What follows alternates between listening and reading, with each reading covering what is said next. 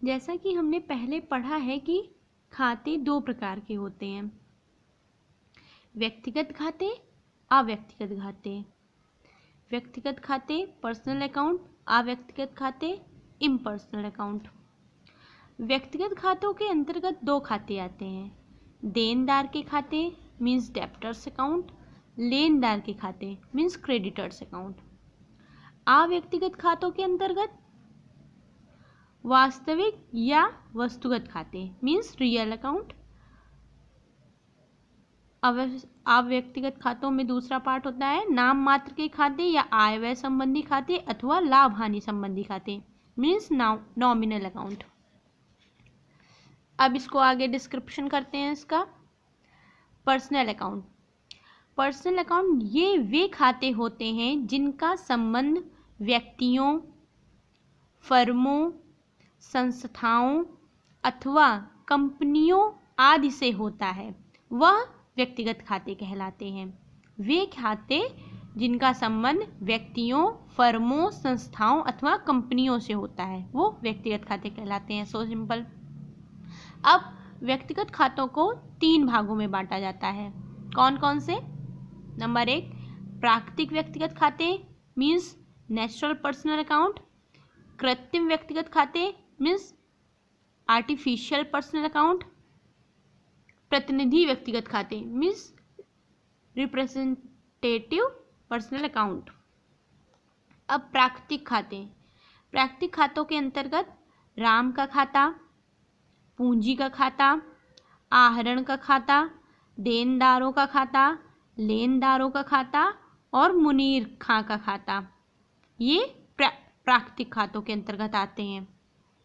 कृत्रिम व्यक्तिगत खातों के अंतर्गत SBPD publishing house, Ganesh inter college account, Punjab national bank account, स्वास्थ्य विभाग Uttar Pradesh account, LIC account या जीवन बीमा पॉलिसी निगम अकाउंट, ये जितने भी होते हैं खाते यह कृत्रिम व्यक्तिगत खातों के अंतर्गत आते हैं। प्रतिनिधि व्यक्तिगत खाते के अंतर्गत आदत्त व्यय खाता, आउटस्टैंडिंग एक्सपेंसेस अकाउंट, उपार्जित आय खाता, एक्रूड इनकम अकाउंट, पूर्वदत्त व्यय खाता, प्रीपेड एक्सपेंसेस अकाउंट, अनुपार्जित आय, अनएक्रूड इनकम अकाउंट्स आदि आते हैं। नेक्स्ट अव्यक्तिगत खाते इम्पर्सनल अकाउंट। अव्यक्तिगत खाते वे खाते होते हैं जिनका संबंध व्यक्तियों से ना होकर वस्तुओं, संपत्तियों अथवा आय व्यय या लाभ हानि से होता है। जिनका संबंध व्यक्तियों से ना होकर वस्तुओं, संपत्तियों अथवा आय व्यय या लाभ हानि से होता है, अव्यक्तिगत खाते कहलाते हैं। अब अव्यक्तिगत खाते दो प्रकार के होते हैं। नंबर 1 वास्तविक या वस्तुगत खाते मीन्स रियल अकाउंट। नाम मात्र या आय व्यय अथवा लाभ हानि के खाते means nominal account. Real account क्या होते हैं? रियल अकाउंट वे अकाउंट्स होते हैं जिनका संबंध किसी वस्तु या संपत्ति अथवा माल से होता है। यह किसी वस्तु, संपत्ति अथवा माल मीन्स गुड्स से होता है। जो रॉ मटेरियल आता है वो गुड्स, वस्तु, संपत्ति या माल से होता है। यह दो प्रकार के होते हैं। कौन कौन से? मूर्त वास्तविक खाते, अमूर्त वास्तविक खाते। मूर्त वास्तविक खाते, अमूर्त। रियल अकाउंट में दो क्या होते हैं? मूर्त वास्तविक खाते, अमूर्त वास्तविक खाते। देन मूर्त वास्तविक खाते में जिनको देखा, छुआ, मापा जा सके एवं जिनमें क्रय विक्रय किया जा सके। जिन्हें देख सकते हैं हम, छू सकते हैं, महसूस कर सकते हैं व उसकी क्वांटिटी माप सकते हैं तथा उनका क्रय विक्रय किया जा सके, वो क्या होते हैं? मूर्त संपत्ति खाते होते हैं। जैसे machinery account, furniture account, cash account. अब गुड्स अकाउंट। मशीनरी को हम लोग देख सकते हैं, छू सकते हैं, इसका क्रय विक्रय कर सकते हैं। ठीक। फर्नीचर अकाउंट हम लोग एक संपत्ति है हमारी, देख सकते हैं, छू सकते हैं, महसूस कर सकते हैं, बेच सकते हैं। कैश देख सकते हैं, छू सकते हैं, ट्रांजैक्शन कर सकते हैं। ओके। अब 4th नंबर आता है गुड्स अकाउंट। गुड्स मतलब माल। गुड्स मीन्स जो हमारा रॉ मटेरियल होता है, रॉ मटेरियल।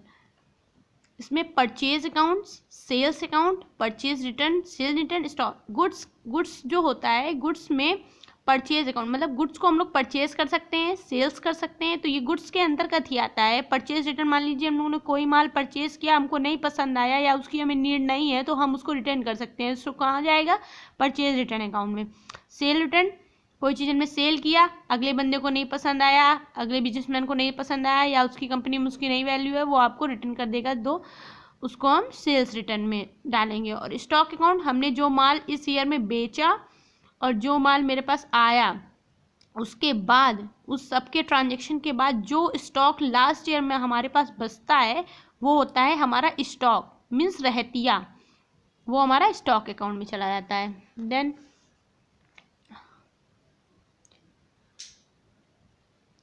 अमूर्त वास्तविक खातों में जिनको देखा छुआ नहीं जा सकता है, जिन्हें देखा या छुआ नहीं जा सकता है किंतु भौतिक मूल्य मुद्रा में बदला जा सकता है, किंतु उन्हें कैश में हम लोग बदल सकते हैं। जिन्हें देखा और छुआ नहीं जा सकता है पर वह हमारी संपत्ति है, उन्हें हम कभी भी बदल सकते हैं। जैसे नंबर 1 गुडविल, गुडविल हमारी ख्याति है, गुडविल हमारी ख्याति, और ख्याति हमारी हमेशा संपत्ति होती है।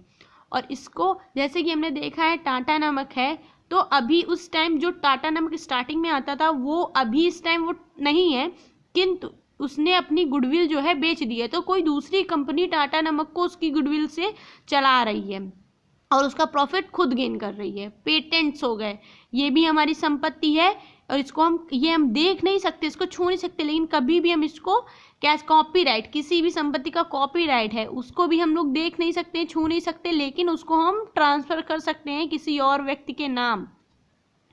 ओके, आगे नॉमिनल अकाउंट। अब हम आते हैं लास्ट नॉमिनल अकाउंट में। ये वे खाते होते हैं जिनको व्यक्तिगत या वस्तुगत ना होकर व्यापार के आय व लाभ हानि आदि का बोध कराते हैं। वे खाते जो व्यक्तिगत या वस्तुगत ना होकर व्यापार की आय व लाभ हानि आदि का बोध कराते हैं, वह क्या होते हैं, नॉमिनल अकाउंट्स होते हैं। इनको दो भागों में बांटा गया है, आय व्यय, आय के व्यय के देख लीजिए अकाउंट्स, जो हमारे व्यय संबंधी होते हैं अकाउंट्स, और जो इनकम संबंधी। व्यय संबंधी क्या होते हैं, जैसे रेंट्स मीन्स किराया खाता, यह ना तो व्यक्तिगत है ना वस्तुगत है, किंतु हमारे दैनिक दिनचर्या में जो हम आय व्यय करते हैं वह, जैसे rent accounts, discounts account, interest account, commission account, salaries account, carriage means गाड़ी भाड़ा, माल हमने लाया उसका गाड़ी भाड़ा देना पड़ा, उससे इसका मतलब है carriage account, bad debts accounts. ये हमारे हो गए व्यय संबंधी खाते। और आय संबंधी खाते क्या होते हैं, रेंट रिसीव्ड अकाउंट, किराया प्राप्त किया हमने, तो वह हमारी आय संबंधी खाते में जाएगा। डिस्काउंट रिसीव, हमने या कस्टमर ने स्वेच्छा से डिबेट दी है या हमने कंपनी ने हमको अपने तरफ से 5% डिस्काउंट दिया है, तो वो डिस्काउंट रिसीव में जाता है। इंटरेस्ट रिसीव्ड, इंटरेस्ट रिसीव किया हमने, ये सब हमारी इनकम हो रही है, तो इसलिए हम इसको नॉमिनल अकाउंट्स के इनकम अकाउंट्स में डालेंगे। कमीशन रिसीव, कमीशन प्राप्त किया हमने, यह हमारे इनकम संबंधी खातों में जाएगी नॉमिनल अकाउंट्स के अंतर्गत। तो आज हमने देखा कि अकाउंट्स कितने प्रकार के होते हैं, उन सारे अकाउंट्स को हमने अच्छे से गहनता से समझा और इसे हम आगे और अच्छे से पढ़ने की और अच्छे से समझने की कोशिश करेंगे। और इसके आगे के अगर वीडियोस हम कॉमर्स में देखना चाहते हैं तो हमारी हमारी वेबसाइट पर आगे सब्सक्राइब करते जाइए, जिससे आपको आने वाले नए वीडियो निरंतर प्राप्त होते रहें। Thank you.